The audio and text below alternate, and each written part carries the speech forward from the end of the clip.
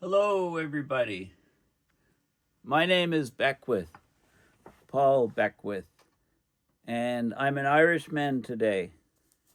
So, what I want to talk about today is the Kessler Syndrome, which is a massive threat to low Earth orbit satellites that circle the Earth. And we're loading up this space close to the Earth in orbit with all kinds of different satellites. I mean, the first thing that comes to mind, of course, is the SpaceX satellites that are launched to operate the Starlink internet connectivity that we have. So, but there's also lots of different rocket boosters, spent rocket boosters, debris particles, all kinds of different things up in that orbit. So what the Kessler Syndrome is it's very simple. If we put many satellites up in low Earth orbit and crowd the orbit, what happens when, not if, there's a collision between two satellites? What happens is the collision would generate hundreds of debris particles of all different sizes. And if some of those debris particles if one of those debris particles hit another satellite, it would then generate hundreds to thousands more debris particles. And you can see this thing could cascade and spiral up very quickly, so that essentially all satellites in low Earth orbit were destroyed and the space was filled with debris. So you couldn't even launch a rocket, for example. You couldn't launch any satellite into higher orbit because it has to pass through low Earth orbit. It would basically shut down the ability to launch stuff into space. So, how serious is this risk? How serious is this threat? Well, the Weather Network just published an article recently, a few days ago or last week, called "Crash Clock: A satellite collision in low Earth orbit could be just days away." So these satellites are constantly having to maneuver to get out of the way to avoid collisions. And this requires fuel, and this limits the lifetime of, say, the Starlink satellites to about 5-year lifetime. Now, what happens if there's a large corona discharge from the sun pointed at the Earth, large solar wind disturbance that basically shut down the communications to these satellites? How long would it take when they're not avoiding each other for collisions to occur? And this is something called the crash clock. And in the summer, a paper was published, and it was about 5.5 days would be about the time required for a collision to occur if you couldn't control these things. And that's since been updated to 3.8 days. So it's getting very, very serious. And I'm going to go into some of the details of what exactly is happening. I've talked about the Kessler Syndrome in the past. I've actually completed basically a while ago, year and a half, 2 years ago, I don't know, I was contacted by some Hollywood script writers. They write the screenplays for movies, saying, could I assess a script that they had, for scientific and climate accuracy, which I did. And then when I completed that, I talked to one of the main script writers, Julie, and said, hey, let's write a script. I've got an idea. I was researching the Kessler Syndrome. So we have a script called the Kessler Report, which we completed in a couple months, and then we submitted it to various competitions and so on. And it actually placed in the top 20 in something called Scriptapalooza. People really liked it. So we're actually actively trying to find a producer who will do a movie on this, and it's all this idea of the Kessler Syndrome. Anyway, I'll show a graphic that we're using to promote that, etc. But let's get into the main story of what came out recently. So this is a Weather Network article, which came out just February 11th. So just my wedding anniversary, a few days ago. And they show an image here of satellites and then just different debris and so on. But this is a serious article, the Weather Network. So extreme solar activity, or even a software glitch, could put us just days away from a satellite collision in low Earth orbit. And the risk of space collisions is on the rise as we crowd the orbit, low Earth orbit, with more and more satellites. The risk gets higher and higher. Okay, so there's a little video here which you can watch from the article showing different debris and so on. Artist's illustration of what would happen if there's collisions in this space. And there's all kinds of different satellites up in this space. So as low Earth orbit becomes more crowded, the risk of orbital collisions is on the rise, especially when those satellites lose the ability to avoid each other, to maneuver out of the path of space junk or other satellites. So this so-called crash clock, it's a new tracker developed by Canadian researchers, shows that we're fast approaching the danger zone for these types of collisions in space. Now, there is a 2013 film called Gravity, and Dr. Ryan Stone, played by Sandra Bullock, literally claws her way through a nightmare scenario in space. An anti-satellite missile test produces an expanding cloud of debris sweeping around the planet, impacting more satellites, more high-velocity debris, and a runaway chain reaction of cascading collisions. The end result is the complete collapse of low Earth orbit, apparently claiming all satellites, spacecraft, and space stations in less than a day, in the Hollywood version. So this is fiction, but how close are we getting to a real-world scenario being like this? And you'll be surprised. So the Kessler Syndrome was first described in 1978. So it's a point where low Earth orbit, LEO, becomes so crowded that any significant collision could cause a cascading effect. More debris particles generated, more collisions, more debris, more collisions, so a runaway, highly nonlinear effect. Space debris would grow exponentially. This is data. This is showing the number of objects, and this is the monthly number of objects in Earth orbit by object type. So the total number of objects, and this is going up, this is up to 26,000 objects. So this is going from, the start of the space, launching satellites into space. It was 0 before, and it was going up pretty linearly, spiked up, and it's increasing, looks like exponential increase. Well, what happened? These are rocket bodies. The green, the orange is mission-related debris, and then spacecraft is increasing significantly. But look what we have, fragmentation debris. In 2007, there was a Chinese anti-satellite missile test, and look at the number of debris particles spiked up. This number here is about, 5,000 odd, and it spiked up to about, it almost doubled overnight, basically, after that anti-satellite missile test. This is why you don't hear of these anti-satellite tests anymore. They just fill up low Earth orbit with debris, and it hurts everybody. In 2009, there was an Iridium satellite that collided with a Cosmos satellite, and that spiked up more debris particles. And 2021 Russian anti-satellite missile test, spiked it up. But if you add all these things together, we're really crowding low Earth orbit with objects. Although it would take a lot longer than it did in the plot of the movie Gravity, the final impacts in the real world would be very similar. Beyond the loss of many, if not all, satellites and spacecraft in low Earth orbit, entire regions of Earth orbit would become so choked with debris that they would be unusable for future space missions. It's even possible that the amount of debris could physically prevent us from safely launching any further satellites or spacecraft for years or even decades to come, essentially shutting down space to humans. Imagine that. We're still a ways off from this scenario, largely due to the ongoing efforts of ground controllers, because they identify potential close encounters and they program in collision avoidance maneuvers to keep spacecraft safe.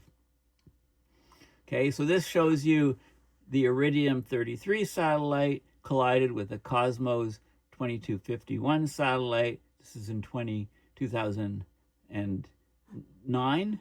Okay, and this is the trajectory of debris particles now around the Earth. So the collision generated loads of particles. This guy, the bulk of this continued this way with the debris and also this way with the debris. And you see these sort of debris signatures that resulted. This is debris less than an hour later from the impact. Okay, so according to the United Nations Office for Outer Space Affairs, that such a thing exists, the European Space Agency, each of the European Space Agency's orbiting spacecraft must perform 3 or 4 avoidance maneuvers every year. I didn't want to do that. I want to, let me go back here. I can kill that and go back. Yeah. 3 or 4 avoidance maneuvers every year to avoid debris. So they have to fire some sort of engine to move out of the way to avoid a collision. 1998, International Space Station launched. Since then, it's performed 40 of these maneuvers to get out of the way from things to avoid collisions. Most recent was on April 30th, 2025. It avoided a Long March rocket fragment that was launched by China in 2005. Without this maneuver, the object would have come within 650 meters of the station. Probably no direct impact, but a number of smaller objects, too small to detect from the ground, probably traveling with the rocket fragment generated when the main rocket fragment was generated. They could have struck the lab, endangering the crew and the space station. What would happen, though, if collision avoidance maneuvers became more difficult or even impossible? How long would it take for 2 objects to collide? And this is the question asked by 4 different researchers, 3 of whom are from Canada, and then a 4th from Princeton. And the study is called An Orbital House of Cards, Frequent Mega Constellation Close Conjunctions or Collisions. And I'll have a look at this paper. They catalog all known so-called resident space objects, RSOs. This is active and derelict satellites, rocket bodies, all known debris, and they track it. And then they look at the different altitudes.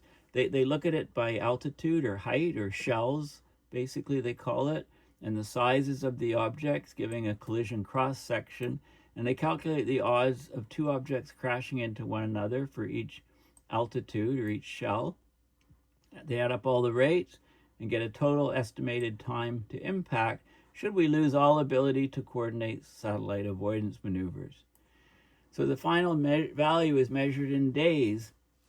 It's called the Collision Realization and Significant Harm Clock, or crash clock. And there is an Outer Space Institute, and it's on the website, and I'll have a look at that. Back in January 1st, 2018, the value is 164 days to a collision. On June 25th, 2025, it was down to 5.5 days, and the latest update on January 26, 2026 is only 3.8 days. This is converging to no time at all. Okay, this is a really serious problem. So if we get any kind of outage that prevents operators from relaying instructions to orbiting satellites, we would have less than 4 days to recover before the first collision would likely occur. Now, what would cause the outages? A software glitch could knock out a satellite's ability to maneuver, or an entire constellation could suffer the same problem if it was due to a scheduled update from the ground. Powerful X-class solar flares cause radio blackouts, last up to several days at a time. Solar radiation storms could completely disable satellites and spacecraft due to high-energy protons damaging the electrical systems or computer components on the satellites. Strong geomagnetic storms could impact satellite communications and can last much longer than the effects of a solar flare. It doesn't need to be an outage even. When there's a geomagnetic storm, one of the side effects is the upper atmosphere is heated, so the outer layers puff up, expand. Therefore, they increase the resistance and drag to these low Earth orbit satellites that can slow them down and cause them to lose altitude. They have to expend energy to go to higher altitude, and that's the problem. It shortens the lifetime.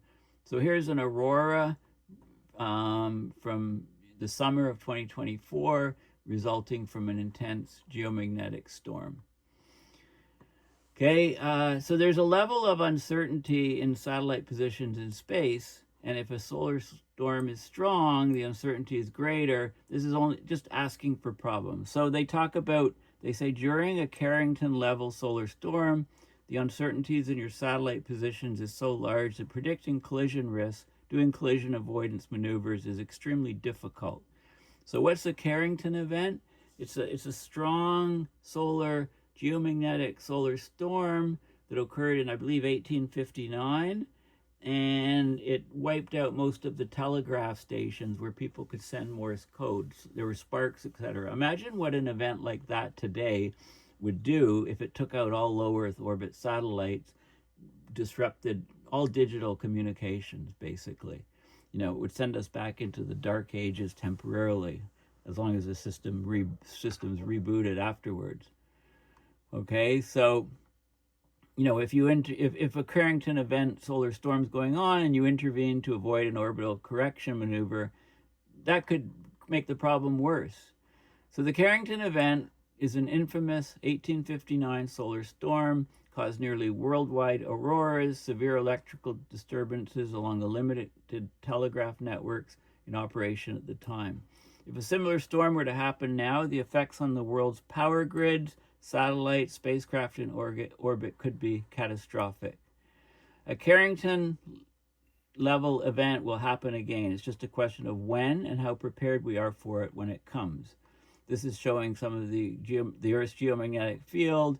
This is a normal solar wind state. This is if there's a coronal mass injection from the sun heading towards Earth. It shows what could happen here. And this is a Carrington event, a huge disruption to the magnetic electric fields, huge disruption to anything electronic on Earth, and that type of thing. We're going to lose control of satellites if we have such an event. So the crash clock is supposed to be an indicator for how reliant we are on operations in orbit being executed without error and how much stress we're placing on the orbital environment. But we're launching more and more satellites every year, especially giant satellite constellations like Starlink. Other companies are planning on doing this, the Chinese, etc. So we're pushing closer and closer to a danger zone. The danger zone of the crash clock is a value less than 1.4 days. Well, we're almost there.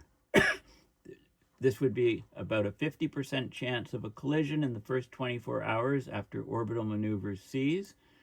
And then it becomes much more likely that the effects of a power blackout or extreme geomagnetic storm could linger long enough to make collision avoidance impossible. Okay, so this is heading the wrong direction. So what can we do to improve the situation? Well, the main determinants of the crash clock value: number density of objects in orbit, the collisional area or the cross-sectional area. So to improve it, you reduce the number of objects you're placing into a given altitude shell, and you can make your objects smaller. Better coordination between satellite operators, sharing of satellite tracking data, maneuver plan, proper disposal of satellites at the end of their mission, planned deorbiting, minimize the debris generated during mission launches. Okay, all those things can help. There's a space graveyard on Earth. It's called Point Nemo. It's like thousands of kilometers from the nearest land. Okay, we got Antarctica, New Zealand, Chile, and we're right in the center of the ocean. That's where we tend to bring satellites down at their end of life. We try to, because the likelihood of hitting something on the ground is greatly reduced. Okay, so let's have a look. So this is the key article. The Carrington event, I put a link in the description to the Wikipedia on the Carrington event. It's the most intense geomagnetic storm in recorded history, peaked September 1st, 2nd, 1859 during a solar cycle so-called 10, created aurora, sparks and fires at telegraph stations, and it was most likely a coronal mass injection from the sun that was aimed at Earth or collided with Earth's magnetosphere, and it caused all these disturbances, blackouts, it damaged the electric power grid, etc. So you can read all about this event, and this is bound to happen again, and the result, it will cause massive disruption. They give less powerful storms and when they happened and the effects.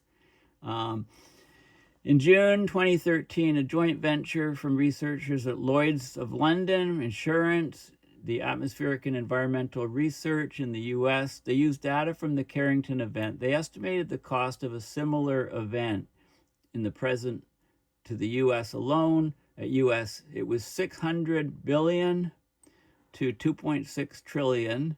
Back in 2013, that would be almost 800 billion to 3.5 trillion, say, in 2024.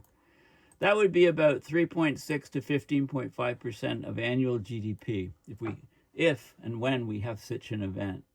Okay, so this is going to really, really disrupt Earth. And they looked at solar flares, other ones in the past, going back in record, like there's signatures in tree rings and in ice cores and so on, and we can see these things happen frequently in deep time.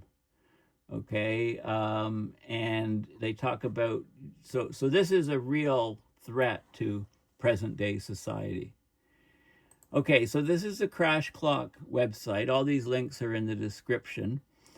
The crash clock on 26th of January was 3.8 days. And so here we are, 3.8 days. Look at the growth of this from 2018. About half a year, and then getting to shorter to a month. 2018, about half a year. 2022, about less than a month. Less than a week, 2024, and now, half a week. Okay, so this is a really serious issue. Okay, you can see the percentage chance of a collision within 24 hours, depending on what the crash clock is in days. So in other words, this is the 5.5 days here, the collision within 24 hours is about 20%. And, here we're at 3.8, so it's gone up. It's getting small. This is considered the danger zone, 1.4 days, greater than 50% chance of a collision within 24 hours. That's how you read it, okay? So this is, it's amazing stuff, but people just aren't aware of this. Even Elon Musk isn't, as I'll explain shortly. International Space Station, they just had a recent maneuver to avoid orbital debris. Okay, so the thrusters had to fire on in April 2025 for 3 minutes 33 seconds to raise the orbit of the International Space Station to give an extra margin of distance from a piece of orbital debris from a fragment of the Chinese Long March rocket that was launched in 2005. Okay, so these things are happening on a regular basis, these maneuvers to avoid collisions. This is the United Nations Office of Outer Space Affairs, and they have a lot of good infographics on space debris and how it's becoming a bigger and bigger concern to all nations. The UN General Assembly expressed its worry about the fragility of the space environment, the impact of space debris, which is an issue of concern to all nations. Okay, and there's a bunch of infographics here. Satellite. Okay, so this is, some of these are maybe a bit dated. I'm just trying to see what the date is on here. So this is as of 2023 here, okay? So what do we have? Satellites versus debris. 7,500 working satellites share their orbits with 6,200 tons of space debris. 26,000 tracked objects, 2040 discarded rocket stages, 2,800 defunct satellites no longer operating, 21,000 other debris objects, 36,500 fragments larger than 10 centimeters or 4 inches, 1 million fragments from 1 to 10 centimeter in size. That's about just under half an inch to 4 inches in size, and 130 million debris fragments, a millimeter to a centimeter in size. These objects are traveling many kilometers a second, so they may destroy working satellites on impact depending on their size. Lots of good graphics. Falling to Earth takes a long time. Abandoned satellites are dragged down to Earth by the planet's atmosphere. That can take thousands of years depending on their altitude. So if the Romans had launched a satellite to 1,200 kilometers, it would only come down today. So operators should move satellites to safety at the end of their lives, either up to the graveyard zone or down to burn in the atmosphere. So here's a geostationary orbit, 36,000 kilometers. There's barely any atmosphere up there, so the satellite could stay up there almost indefinitely. So you don't, if a satellite's defunct, don't leave it there. Just fire it off into space, for example, up to some so-called graveyard orbit where it can't do any harm, just stay up there. This is, it would take eons for it to come down. 1,200 kilometers, the Roman Empire, if they'd launched a satellite 2,000 years ago, it would only be orbiting, re-entering the Earth's atmosphere now. It takes that long. Charles Darwin, 100 to 150 years ago, from this altitude, 800 kilometers, 500 kilometers, about 25 years. Satellites below 500 kilometers usually fall back to Earth in less than 25 years. So really cool graphics on this website. How do we avoid collisions? Well, we have to fire rocket engines. The European Space Agency does 3 to 4 collision avoidance maneuvers. That's burns of an engine to move the satellite to a different place to avoid collisions. And as we fill the orbits with more and more debris and satellites, this is only going to increase. And that lowers every time you do this, something is lost, like fuel. So you lose lifetime of the satellite. You have to spend hours monitoring the skies, calculating collision risk, planning maneuvers, and switch off science instruments when you're doing maneuvers, etc. So there's a big issue here. We're launching more and more satellites than ever. So this is showing, in the 60s, we started the space program. This is a number, this is 200 launches, basically. It was pretty stable for quite a while. It's rocketed upwards here in recent decades. Okay, the color scheme is non-commercial missions are the civil agencies, universities, military are the green ones. Commercial missions for private companies, started to take off. Unregistered objects is we don't know what they are exactly. Some sort of military devices, but look at the commercial missions. Think of, this is it. Look at the numbers skyrocketing up. Okay, so that's the number of commercial missions there's been a huge dramatic increase. More and more objects going up into space, and we know, many of them are Starlink satellites. Okay, the role of reentries. Every mission comes to an end. What then? Rockets and satellites left in orbit can collide, creating dangerous debris. There's international debris mitigation guidelines, so those in low Earth orbit should be designed to safely re-enter the Earth's atmosphere and burn up. But they re-enter at high speed. There's huge amounts of friction and heat, so they disintegrate before they reach Earth, although some fragments may survive. Smaller objects disintegrate entirely. Larger bodies can stay intact. They should be controlled to safely re-enter over uninhabited regions, like the Point Nemo in the ocean I've described. And also they can be designed to break up more efficiently. So large bodies, you get chunks hitting. So every year in the last decade saw about 150 satellites and rocket bodies re-enter Earth's atmosphere. Total annual mass of about 160 tons. That's like the weight of a small house. So managing re-entries is a big aspect. The history of space debris creation. Since the beginning of the space age, there's been about 650 fragmentation events in Earth's orbit. Okay, so this is different.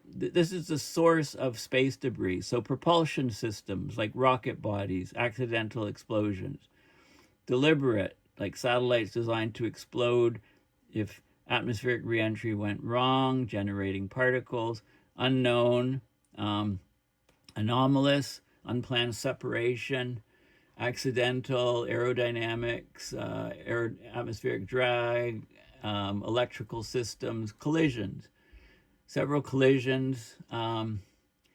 Okay, so all of these things are contributing to the debris in space. The impact of space debris. This is a Hubble Space Telescope solar array. You can see an impact here.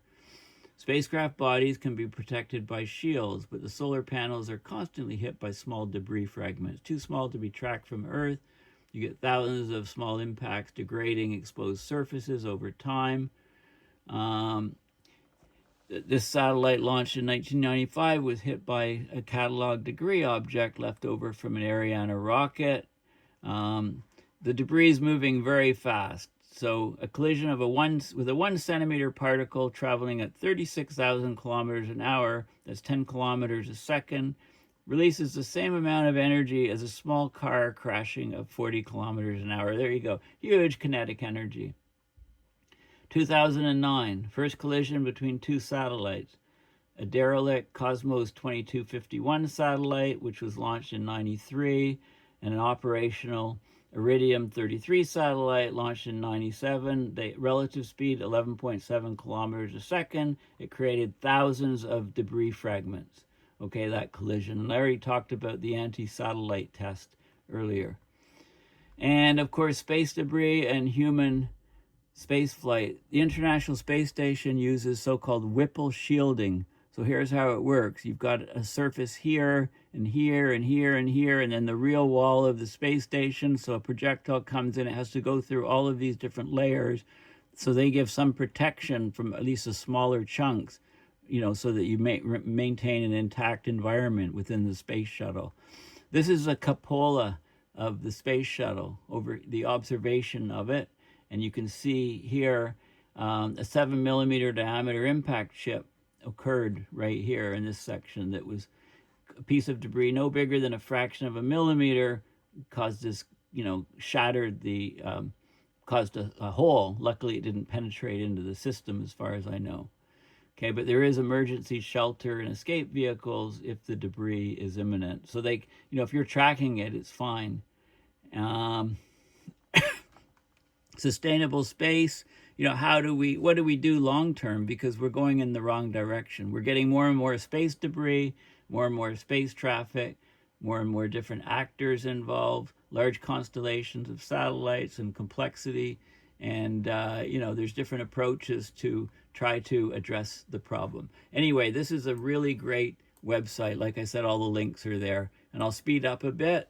The wiki on satellite collisions is excellent. It gives satellite collisions, different things that have happened, you know, with various tests and so on, with things that we've launched. It goes through and lists, notarizes all the collisions and so on. Collisions with the moon, and how, you know, satellite collision avoidance stuff. You know, good background information. A great article on the Kessler Syndrome, again, the Kessler effect, right? The density of objects in low Earth orbit becomes so high due to space pollution, collisions between these objects cascade, increasing the amount of space debris over time, risking everything launched. Okay, and this was for Kessler in 2009. Well, he proposed it in 1978 and continued to write about it throughout his career. Okay, good site on that. There's such a thing called the NASA Orbital Debris Program Office, and they have a website here, and I'll just show you some of the links. There's stuff on debris protection, debris mitigation, remediation, debris reentry, right? There's lots of stuff in each of these sections. Let's just go to the photo gallery. Okay, so there's, you know, it shows sort of near low Earth orbit near Earth orbit. Occupation, different radars that are used to track these objects, telescopes that are used to try to, optical telescopes to try to detect these objects in space, and then some of the impacts. So this is some insulation, impact crater on some insulation, a panel, different impacts, small rocket motor, aluminum oxide slag, window pit on the space shuttle, or space station, right? And orbital debris hole made in the panel of the Solar Max satellite, and so on. So different collisions from microparticles, and then re-entry. These are some objects that have been large enough to land. So this, re-entered and landed on the ground like a titanium pressure tank. This is a Delta II third stage, part of a module. Things that have actually come down. So lots of information. And, what is Elon Musk saying these days? He wants to move AI data centers into space with SpaceX, right? Some of the advantages are you could get free cooling because it's cold up there. He's talking about, with SpaceX, the AI firm XAI merged in early this year, and they aim to deploy, Musk says they aim to deploy up to 1 million satellites to form massive solar-powered orbital computing infrastructure, placing about just under 2.5, 3 years, placing AI in orbit. He says will be the most economical and energy efficient way to meet the rapidly growing demand for AI computing. Well, what's the problem here? Has Musk not heard of Kessler Syndrome? I don't think so. How is this possibly going to work? Imagine the cascades, and this will, you get cascades with this system, it would completely shut down Earth's low Earth orbit. No rockets could go to the moon. Nothing could go into space, right? If there was a massive Kessler syndrome occurring, cascading, breakup of all these satellites, you'd be basically completely shut down the access to space. And there's something called the Fermi paradox, which is why have we not got signals from other planets? Well, maybe they did a Kessler syndrome type thing on their planets. If there's intelligent life somewhere out there that has developed advanced technologies, a Kessler syndrome could shut down their ability to communicate with anybody else. So just something to think about. So, the key aspects, these orbital data centers would be powered by solar energy, solving the immense power consumption issues of Earth-based data centers. They'd get massive amounts of cooling, right? Because it's cold in space. You don't have to expend all that energy to cool. You get free cooling. And in late January 2026, SpaceX filed with FCC to approve the launch of a massive new constellation, up to 1 million satellites, a significant leap from the existing 10,000 Starlink satellites. So it's all like, how can you avoid a Kessler syndrome? Tell me. I mean, this is insane. Right? So anyway, skepticism, space debris, at least they mention it, repair, it's not easy to repair these things, thermal management, right? So anyway, this is, it's all related, right? So anyway, let's have a quick look at the paper. So I'm not going to go over the details of this paper. I'll just, we'll look at the figures and stuff. But an orbital house of cards, frequent mega constellation, close conjunctions. Close conjunctions, just say collisions. This is science speak for collisions. The number of objects in orbits rapidly increasing, primarily driven by the launch of mega constellations, large numbers of satellites paired with their rapid launch and disposal, right? Satellites provide many benefits to society, but there's challenges like the growth of space debris, collisions, ground casualty risk, optical and radio spectrum pollution. Like, how do you operate a radio telescope on the surface or an optical telescope with all the debris up in space? You're changing the chemistry of the Earth's upper atmosphere through rocket emissions and re-entry ablation, right? Mostly the aluminum up in mesosphere as satellites re-entering, and that can affect ozone layers and things, other things, right? There's potential for current or planned actions in orbit to cause serious degradation of the orbital environment, lead to catastrophic outcomes, right? And so they introduced the crash clock in this paper to measure the stress. And it was 5.5 days, so this was as of the summer. And now in January 2026, the end of January, this number is even smaller, right? As I pointed out. As we pointed out we'll just go back here, right? We're talking about just days away. Where are we here? Gravity. Collision avoidant, orbital house of cards. They don't even say 3.8 days. There you go. Right? Okay, so that 5.5 is now 3.8 days. Okay, so they talk about, they go into a lot of details here. It's open source. It's not peer reviewed. It's on this server. It's open for the public to read, comment on, and then they'll publish it in peer reviewed journals soon, just to caution you on that. This is the total debris. This is nice. This is the density of debris, rocket bodies, payloads. The total is the black line as a function of altitude. Okay, so some altitudes are getting so crowded, so the low Earth orbit runs are having more and more satellites. So as you go further away from the Earth, you get fewer and fewer is the overall trend, and then you can divide it up. So this is the Chinese anti-satellite test debris, for example. All these spikes here at different orbit. Iridium Cosmo. This is the debris from that collision I told you about. It was about the 700-kilometer altitude or something, the debris peak, but it is spread across the different altitudes. The iridium, the Starlinks here are the light color. Track debris. The total is the black line. Okay, so the details are all in this paper, and they go about how they calculate everything. 2018 catalog, 2025 catalog, and crash clock. Yeah, so they go through all the details, provide the software code and lots of references and so on. Okay, so this is becoming a very real concern, a higher and higher risk that we actually act really stupid at humanity collectively and fill up our low Earth orbit with so many satellites that when the collisions start cascading, basically shuts down modern society.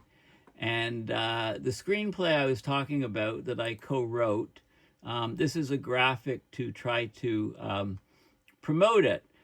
When a cascade of space debris turns Earth's orbit into a death trap, a climate scientist, his estranged son, a NASA astronomer, and an Inuit family struggle to survive the collapse of modern civilization and rediscover humanity's place beneath the stars. And here you see myself and my son and other people up in the far Arctic watching these massive auroral displays with Newton, of course. Okay, so this is actually a fully completed short story screenplay, which we're marketing to studios to get it produced into a movie. So if you have any connections in Hollywood and the movie industry, then please contact me, and we can get this into movie theaters around the world. Newton can be a star. And this is a competition that we entered the script into, Scriptapalooza, the 2025 fellowship competition. And there were over 1,000 entries, and our script placed in the top 20. So the writing is good. I think the story ideas are great. And hopefully we can get it into a Hollywood movie as a way of educating the public on the risks that we face from putting too many satellites in low Earth orbit. And again, I mean, this is crucial here, right? I mean, how would we possibly be able to deploy 1 million satellites and put our AI data centers in space, you know, and have them survive something like a Kessler Syndrome, right? It's just like, what's going on with Musk's idea? I mean, does he not know about the Kessler Syndrome? Anyway, put him in contact to me if you know him, and I'd love to talk to him about the risks from the Kessler Syndrome. Anyway, thank you for listening. Please go to my website, paulbeckwith.net, and donate to PayPal to support my research and videos, and you can find me all across the web. Thanks again, and bye for now.